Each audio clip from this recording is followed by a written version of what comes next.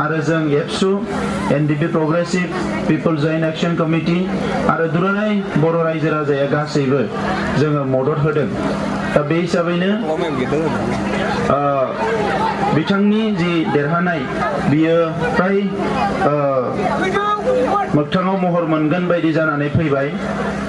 दा दिनै जोङो मानो बिथांखौ मदद होदों होननानै बुङोब्ला नोंथांमोनजों बयबो थांनाय गोलाव समनिफ्रायनो बर' हारिनि उदांस्रिनि थाखाय सोमावसारबोदों। बड'फा उपेन्द्रनाथ ब्रह्मआ बै समाव आलादा रायजोनि थाखाय सोमावसारदोंमोन आरो बै समावनो बिथाङा थिग खालामदोंमोन मोननै हाबाफारि बर' हारिनि थाखाय। मोनसेया जाबाय हारिया थांना थानांगौबा गावनि सिनायथि थामोनथा राव थुनलाइ लानानै गासैखौबो फोथांनानै हारिया थांना थानांगौब्ला जोंनो मोनसे आलादा रायजो नांगोन आरो बेजों लोगोसे हारिया गेरेमसा एबा गेदेमा हारि जानो थाखाय जोंनो माखासे हाबाफारि जोङो मावनांगोन। जाय हाबाफारिफोरखौ मावोबा हारिया जौगागोन बेबायदि हाबाफारिफोरखौ जोङो मावनो थाखाय जोङो बयबो थिग खालामनांगोन होननानै आं सानो। बिथाङा बुंलांखादों। दा हारिया गेरेमसा जानांगौबा माबे बिथिङाव थिग जानांगोन एबा गेरेमसा जोङो हाबाफारि लानांगोन। 1 नाम्बाराव जाबाय सोलोंथाइनि हाबाफारि, 2 नाम्बाराव जाबाय रांखान्थि जौगानायनि हाबाफारि, 3 नाम्बाराव जाबाय समाजारि, जोंनि समाजा गोख्रों जानांगोन, आब्रुथि गोनां जानांगोन, सोद्रोम जानांगोन आरो बयनिबो साननाय हनाया गोजों जानांगोन, गोथार जानांगोन। बे जाबाय मोनसे हाबाफारि। बेजों लोगोसे जोंनि सुबुं गासैबो थाखोनि सुबुङा जौगानांगोन। जेरै आइजोफ्रा जौगानांगोन, आबादारिफ्रा जौगानांगोन, फरायसा फरायसुलिया लेखा फरायनायाव जौगानांगोन, गासैबो थाखोनि सुबुङा जौगालांनांगोन आरो बे हाबाफारिखौनो बड'फा उपेन्द्रनाथ ब्रह्मआ जोंनो होलांदोंमोन। दिनै बर' हारिया आलादा रायजो सोरजिनो थाखाय हाबा मावै मावै आरो गेरेमसा हारि दानो थाखाय जोङो गावनि गेजेरावनो गोब्राब नाजानायजों जोङो बर'फ्रा दिनै बिएसि मोनबाय आरो बिटिसि मोनबाय। नाथाय बिएसि आरो बिटिसिआ जोंनि हास्थायनाय, जोंनि गांनाय उखैनाय, जोंनि जेंनाफोरखौ बोस्रांनानै होजोबनो हायाखिसै आरो बिनिखायनो एनडिबिनि जि सोमावसारनाय बेजों लोगोसे दुलाराय बर' फरायसा आफादनि सोमावसारनाय जयै जोङो फैबाय थानाय समाव गोदान मोनसे एग्रिमेन्ट एबा मोनसे एकर्डनि गेजेरजों आलादा रायजोनि जेंनाखौ अरायनि थाखाय सुस्रांनो थाखाय जोङो नारा नाथा नाजागासिनो दङ। आरो बे नाजानायाव दिनै गभर्नमेन्टआ, भारत सरकारा जे दिनै जोंनो माखासे खोथा होनो गोनां जादों जे बिथांमोना दिल्लीयाव जि सरकारानो फैया मानो जे बिथांमोना गुसुं समनि गेजेरावनो जेसेबां हायो गुसुं समनि गेजेरावनो बर' जेंनाखौ सुस्रांनो नाजागोन होननानै जोंनो खोथा होनो गोनां जादों। दा बेनिखायनो मानगोनां रायजोफोर आलादा रायजो मोननांगौनि लामाया मोनथाम। जोङो मोनथाम लामाजों हाबा मावनो हायो। गिबिसिन हाबाफारि एबा लामाया जाहैबाय आलादा रायजो मोननो सोमावसारनाय। बर' हारिया सोमावसारगासिनो दङ। सोमावसाराबा बर' हारिया जेबो मोना। मानसि थैयाबा बर' हारिया जेबो मोनाखै, थै होआबा बर' हारिया जेबो मोनाखै। दा दिनै बेबायदि मोनसे हारि, गोब्राब नाजानायजों फैनाय हारिनि दैदेनगिरिफ्रा दिनै जोंखौ बुंदों जे सोमावसारनानै जेबो लाब गैया। हाग्रामा महिलारि चन्दन ब्रह्ममोना बुंदों सोमावसारनायनि खुनु गोनांथि गैया बिथांमोना बुंदों। नाथाय सोमावसारालासिनो बर' हारिया मा मोनदों? दिनै गोबां जायगायाव मास्टार गैया, स्कुला थिग नङा, सोमावसाराबानो मोना। लेखा मोनाखै जोंनि गोबां फरायसालिफ्राव फरायसाफ्रा, सोमावसाराबानो जेबो मोना। दा बेनिखायनो आलादा रायजोनि जेंनाखौ सुस्रांनाय, जोंनि मोनथायफोरखौ मोनफुंनाय, बिनि बयनिख्रुइबो गोनांसिन लामायानो जाबाय सोमावसारनाय। मुलुगाव बयबो सोमावसारदों, जोंल' सोमावसाराखै आरो सोमावसारालासिनो उन्दुनानै थानायमोनब्ला बर' हारिया दिनै जेबो मोननाय नङामोन। बेनिखायनो जोङो धन्यबाद होनांगोन, जोङो साबायखर होनांगोन, गंग्लायनांगोन। दिनै बर' हारिनि 5,000 मुंख्लं जायफोर अबथिरा गावनि न'खरखौ नागारनानै जिउ गारलांबाय, सोरनिबा फिसायमोन, सोरनिबा फिसामोन, सोरनिबा बिदामोन, सोरनिबा फंबायमोन, बै गासैखौबो दिनै जोङो खुलुमनांगोन, सिबिनांगोन। बिथांमोननि थाखायनो दिनै बुहुमाव बर' हारिया गोथाङै थांनानै थानो हादों। दा बेनिखायनो मानगोनां रायजोफोर, दिनै जोङो गिबिसिनाव जोङो सोमावसारदों, राजा लामायाव सोमावसारदों, रेल लामायाव सोमावसारदों, डिसि अफिसाव धरना होदों, गोबां रोखोमनि सोमावसारदों। सोमावसारनायखौ जों आखायाव लादों मानो जोङो जौगानो लुबैयो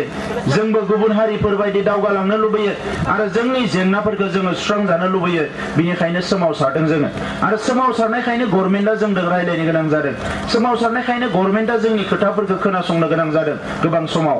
दा बिनिखायनो सोमावसारनायखौ जोङो लांबाय थानांगोन आरो नैबे बिसायख'थियाव बाहागो लानायाबो मोनसे रोखोमनि सोमावसारनाय बर' हारिनि थाखाय दा दिनै बिपिएफ एबा हाग्रामा महिलारि बिथांमोना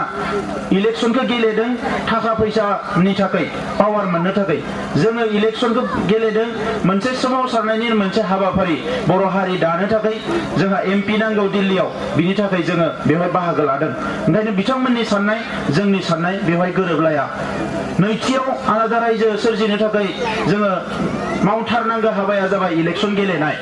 इलेक्सन गेलेनायनि गेजेरजों सोमावसारनानै भारत सरकार आसाम सरकारखौ नारसिननानै प्रेसार होनानै जोङो बिथांमोनखौ साननो बाध्य खालामबाय दानिया बे हाबाफारिखौ मावफुंनो थाखाय जोंनो पार्लियामेन्टआव जोंनो एसेम्ब्लियाव एमएलए नांगौ आरो जोंनो एमपि नांगौ दिनै बर' हारियाव एमएलए एमपि गैया नामा बर' हारियाव दाबो एमएलए एमपि दङ नाथाय बे एमएलए एमपिफ्रा जोंनि थाखाय मा जोंनि मोन्थायफोरखौ बिया एसेम्ब्लियाव थांनानै सानसेबो आलादा रायजो नांगौ आलादा रायजोनि जेंनाया सुस्रांजानांगौ होननानै बिथांमोना फंसेबो बुङा एमपिबो दङ बिपिएफनि बिथाङाबो दिल्लीयाव फंसेबो खोथा बुङा दा बेनिखायनो दिनै जोङो खोथा बुंग्रा जोंनो मानसि नांगोन मोनसे समाव पिटिसि दङमोन जोंहा बैसोगोराफ्रा मिथिगोन आइजोफ्राबो मिथिगोन हौवाफ्राबो मिथिगौ पिटिसिनि दैदेनगिरिफ्रानो बेबायदि एमएलए मन्त्रि देरहालाङोमोन आरो दिल्लीयाव थांनानै जेबो बुङा उनाव रायजो राजाफ्रा बिथांमोनखौ बिदाय होनानै दुलाराय बर' फरायसा आफादखौ 1990 मायथाइयाव इलेक्सनाव देरहाहोदों आरो लोगो लोगोनो दिसपुराव थांनानै नारसिननानै सरकारखौ बिएसि एकर्डआ जादों दा बिनि उनाव फिन 2001 मायथाइयाव दुलाराय बर' फरायसा आफादा इलेक्सन गेलेदों 10 जन एमएलए देरहादों आरो बिटिसि एकर्ड जानायनि थाखाय खामानि मावहैदों दा दिनैबो मानगोनां रायजो राजा नोंथांमोन गभर्नमेन्टजों सावरायनाया खनले जागासिनो दङ गोबां रोखोमनि प्रेसार गभर्नमेन्टनि सायाव दङ आरो बेबायदि समाव जोङो जुदि सासे एमपि दैथायहरनो हायोबा बिथाङा जेरैबायदि दिल्लीयाव बिएसि एकर्ड जानायनि सिगाङाव खामानि मावदोंमोन आरो दाबो बिथाङा दिल्लीयाव थांनानै गभर्नमेन्टखौ नारसिननानै खामानि मावनानै जोंनि आलादा रायजोनि जेंनाखौ सुस्रांनायनि थाखाय खामानि मावनो बिथाङा हागोन आरो बिनि थाखायनो जोंनो एमपि नांगौ आरो बिनि थाखायनो जों बयबो खौसे जादों जोङो दिनै इलेक्सनाव बाहागो लादों आरो गुबुन हारिफ्राबो सोलायनायखौ बिथांमोना जोंनिख्रुइ बुद्धिदो गोनांसिन नालाय थांनाय खेबसेयावनो बिथांमोना सोलायनायनि हाबा मावबाय नाथाय सोलायनानै मा जाबाय हिरा सरनिया होननाय सासे मानसिखौसो बिथाङा एमपि बानायबाय लेखाबो बारा रोङा उनाव थांनानै मा जाखो जौगानायनि जेबो खोथा गैया जौगानायनि जेबो खामानि गैया रायजो राजानि जौगानायनि जेबो आसनि गैया स्किम गैया खालि बिथाङा बुङो बड'लेण्ड जाबा हारसाफोरखौ बुथारगोन आरो अना बर'फोरा ज' जानानै इलेक्सनाव आंखौ देरहाहोनांगोन दा हारसाफ्रा खिन्थु बुजिजोब्बाय बुजिनानै एबार ज्राव ओंखारदो जों बेवहाय लाबोयाखै जोंनि लाबोआखै मानोना जोंनि मानसि गोजा नालाय जों रायलायबानो जायो होननानै खिन्थु हरैहाय खोला नोंथांमोना थांबा नुगोन गुबुन हारिफ्राबो ज्राव ओंखारजोब्बाय जोंजों आरो बिथांमोना बुंदों जे जों हिरा सरनियानो थैबाबो भट होआ आरो बिपिएफनोबो होआ एबार जोङो इउपिपिएलनोनो भट होगोन बेबायदि मोनसे थासारिया जेरावबो फैजोब्बाय दा बे जोबोद मोजां बाथ्रा जों बुंदों जोबोद मोजां बाथ्रा जों खिन्थु नोंथांमोननो थाखा फैसा होनो हाया जों गरिब पार्टि खिन्थु खामानिखौ जों मोजां मावगोन आरो इउजि ब्रह्म बिथाङा बर' हारिनि गेजेराव सासे ओरैबायदि दैदेनगिरि साल खुन्था बायदि लोर सोर जाया बिथाङा दिनै थाखा फैसानि थाखाय बिथाङा लब थानाय मोनबा गुबुन हारिनि गुबुन आफादफ्रा गोबां लिङो बिजेपिया लिङो जों मन्त्रि होगोन दा जों फै कंग्रेसआ लिङो मन्त्रि होगोन जों फै बिथाङा हारिनि खामानि मावनो थाखाय रावजोंबो लोर सोर जायाखै दा नंखायनो दिनै इउजि ब्रह्मखौ दिल्लीया मोजाङै मिथिगो आरो दिल्लीखौ इउजि ब्रह्मआ जोबोद मोजाङै मिथिगो ओंखायनो जोंहा 80% नङा आदा सासेया दानि बुंदों 80% जोंनियाव भट मोनगोन 90% जानांगोन रायजोफोर 90% आरो अलरेडि बिपिएफनि मानसिफ्राबो सिङाव गोबां जायगायाव सिङाव जोंनो खोथा होखाबाय बर' हारिया गावस्राबा जेनगोन ओंखायनो जोंबो नोंथांमोनजोंनो जिहेतु बर' हारि आफा रायजो राजाया ओंखारजोबखाबाय नमिनेसनावबो लाख जाबाय आन्दलनावबो लाख जाबाय बर' हारिनि सार्थआव जोंनि भटआ आब'नियाव थांनाय नङा एबार उरखावनायावनो थांगोन उरखावदानियावनो थांगोन होननानै बयबो खोथा होजोबखाबाय आरो गोबां डिसि चेयारमेन माबा माबि मैयाबो सुबाइजाराव डिसि प्रेसिडेन्सि चेयारमेन जालांनाय पार्टियाव हाबदों UPPL आव आरो दायो बिथांमोना गोबाङानो जोंनो खोथा होदों जे फैसा मोननो दोङो सोरबा 15 लाख 20 लाख चेयारमेनफोरनिफ्राय लाग्रोखानाय बै फैसाफोरखौ मोननो थाखाय बिथांमोना नेगोन साननैसो जोंजों ओंखारफाया नाथाय भटआ जोंनियावनो गोग्लैजोबगोन जोंनियावनो गोग्लैजोब बाक्सायावबो क'क्राझारावबो चिराङावबो ओंखायनो गोनो गोथो जानांगौ जेबो गैया आरो नैबे पार्लियामेन्ट इलेक्सनाव देरहाखांनानै थांनाय लोगो लोगोनो बिथांमोननि मानसिफ्रा खावसेनि बारा जोंनियाव जाव फैजोबसिगोन दा बेवहाय ज' जानानै हारिखौ दानांगौ जोंथ' लुबैदोंमोन बिथांमोना बरायथों खौसे जाथों रायजोखौ सुख'नाय थगायनाय नासयनायखौ गारबानो जाबाय दिनै कम्बल लाबै दोनफैदोंनो न'आव मैया सासे ठिकादार बर' मानसियानो आंनो फन हरदों आं खोनादों 10 कोटि ना बेसांनिबा कम्बल लांना दोनफैदों जाहैदों जायगा कम्बलखौ रानगोन दा कम्बलखौनो रानदोंबा अनमारदोंबा नभेम्बराव रानबानोथ' जायोना दाख्लै बावै सोरबा कम्बल गैयिनि गोजां बोथोराव बिराद खस्थ' मोननांबाय अब्लाबोथ' नोङो भटखौ मोनगौमोन दा गोलोम बोथोर फैनायाव कम्बल रानसिगोन खुन्दुं लांना दोनफैदोंनो जायगा स्प्रे मेसिन लांना दोनफैदोंनो 10-15 कोटिनि स्प्रे मेसिन लांना दोनफैदों आरो मुसारि लांना दोनफैदों बेसेबा करोड़नि थांनाय बोसोराव मा जाबाय हारसा मानसि बै तामुलपुरनि कम्बलखौ होबाय गोजां बोथोरावनो होदों अबसे बेयाव माने 72 न'खर दङ गामियाव कम्बलखौ होबाय गांसेल' दानिया बेसेरा बिराद गोबाव जाबाय पार्टि मावनाया कम्बलाथ' गांसेल' मोनबाय रायजोफोरखौ लिंजोबबाय बियो लिंनानै गसंहोबाय रायजोफोरखौ आइजोफोर गोजा बाङालि मानसि दानिया गाबै मा खालामबाय रायजोफोर आं नोंथांमोनखौ थांनाय बोसोरथाम बोसोरब्रै थगायबोबाय पार्टि मावनानै आं जेबो होनो हायाखिसै आरो दिनै गोजां बोथोराव आं कम्बल गांसे होनो सानदोंमोन नाथाय आंनियाव कम्बला गांसेल' सफैबाय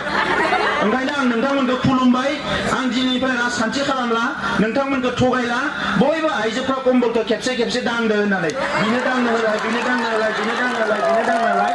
लास्टआव दांखांजोबनानै कम्बलखौ गेजेरावनो सावबाय बयबो लोगो नांनानै आरो बियो राजखान्थिबो गारबाय सासे बाङालि सेंग्रा बै माने नागिरजुलिथिंजाय ओइ माबायाव हरदों मबाइलाव हरदोंमोन माने ओरैबायदि दुखुनांथाव दा बेफोरबायदि राजनितिखौ खालामनो मोना रायजोफोर नङा होमबा नों गावनि बिमा बिफा बिब' बिनानावखौ मानो खुन्दुं होबासो भट होगोन कम्बल होबासो भट होगोन बिश्वास गैया नामा बर' हारिया जेसेबां गोब्राब थासारिजों फैबाय पुलिस मिलिटारिजों बुजानाय नाङा फाङा जेल जानाय बेसेबांबा खस्थ'जों फैबाय दाबो बेबायदि थासारियाव दङ बै समावबो बर' हारिखौ नोङो माबा माबि कम्बल होना थगायनाय बेनिख्रुइ दुखुनांथाव जेबो गैया दा नंखायनो रायजोफोर गोलाव खोथा बुंला बोथोरखौ खिन्थु मानिनांगोन दे माने दाख्लै बावै मा जादों बिसोरो जेराव गिदिर मिटिं लादों हेलिकप्टार बिरहोनो नागिरो बेवहाय बारहुंखा फैनानै थुम्बुखौनो सिफायना लांजोबो आरो मैयाबो जोङो चिराङाव बहाबा मिटिं लादों ओरैबायदि गोसोम जाजोब्बाय जै जोंनिया मिटिंआ जागायबाय अखाया गोग्लैया आरो बहाबा सान्दुं थिं ओंखारजेननानैनो आङो गिबाय दाख्लैबो रामफलाव सान्दुंआ थिंथार रायजोफ्रा मोखाङा सानथिं जाना दङ लिडारफोरनिया मोखाङा सायख्लुमथिं जाना दङ आं बुंबाय बे जानो मोना सिफायनानै फिदिंहोबाय आङो रायजोफ्रा सान्दुं गोग्लैनो मोना नांगौबा जोंनियाव सान्दुंआ फैथों उनाव मा जाखो सान्दुंआनो साइड जालांबाय दसेनो आसरित दा नंखायनो थार्ड पार्टियाबो जोंखौ सापर्ट होदों 1 नाम्बार पार्टियाथ' बर' 2 नाम्बार पार्टिया हारसाफोर आरो थार्ड पार्टिया बोथोराबो जोंखौ सापर्ट होदों मिथिबाय रायजोफोर नंखायनो जोंहा देरहानाया एकदम सियर जाबाय देरहानांगौ 23 अक्ट'आव इलेक्सन जागोन 25नि उनावनो जोङो बड'लेण्ड आन्दलनखौ जागायफिनगोन आरो जोंनि एमपिआ देरहानानै थांनानै देरहाखांनायनि अखानायनिफ्रायनो जोंनि जेंनाखौ सुस्रांनायनि थाखाय खामानि मावहैनांगोन आं जोबथारनायाव मोननैल' खोथा आं खावलायनो नागिरदों बैसागोखौ मोजाङै रंजा जोंनि गावनि फोरबो उन्दैया गिदिरखौ खुलुमनांगोन गिदिरा उन्दैखौ निमाहा होनांगोन बोर होनांगोन बे जोंनि फोरबो अनलायनानै संसार जानांगोन नैथि खोथाया जाहैबाय गथ'फोरखौ एसे जोथोन ला लेखा फरायहो जोंनियाव गुबुन लामा गैया जोंनि इयुनखौ जोङो दानांगौबा जोंनि गथ'फ्रा लेखा गोरों जानानैसो दागोन दाख्लै बावै सानसेयावनो सानै जोंहा सासे IAS सासे IPS मोनबाय फरायनायाव जोंनि गथ'फ्रा दावखोलांगासिनो दङ जोङो थासारिखौ होनो हायाखै दा बेनिखायनो आङो नोंथांमोनखौ खावलायबाय जेरावनो संसार जा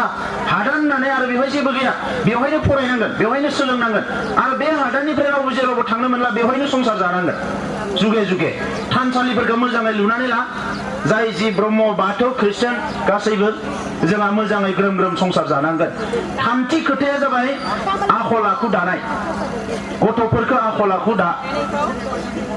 लेखा फरायनो टाउन सहराव थांनानै बायदिसिना गाज्रि अबस्थायाव गोग्लैहैयो ओंखायनो ओरैबायदि अन गथ'फोरखौ ओरैबायदि मोजाङै बिनि आखल आखुखौ दानानै हरखा